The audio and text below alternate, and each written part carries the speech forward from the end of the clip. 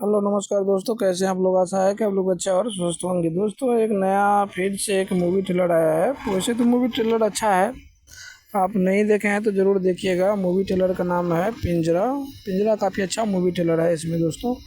और नारी के अत्याचारों के ऊपर बनाया गया है, विषय पर बनाया गया है, काफ़ी अच्छा है। आप देखना ना भूलिएगा, ज़रूर देखिएगा। पिंजरा मूवी काफ़ी अच्छा है। इसका जो ट्रेलर अभी रिलीज हुआ है, फ़िल्म आने में समय है। जैसे फ़िल्म आएंगे उसका भी वीडियो आपको चैनल पे, इसी चैनल पर मिल जाएंगे दोस्तों।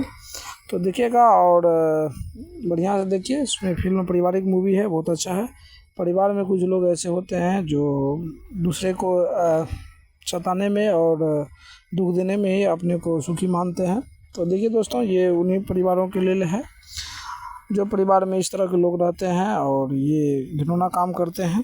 लेकिन देखिए फ़िलहाल ये मूवी ट्रेलर काफ़ी अच्छा है, मुझे तो बहुत अच्छा लगा। हमने देखा है, आप भी देखिएगा, ज़रूर देखिएगा। जय हिंद दोस्तों, नमस्कार।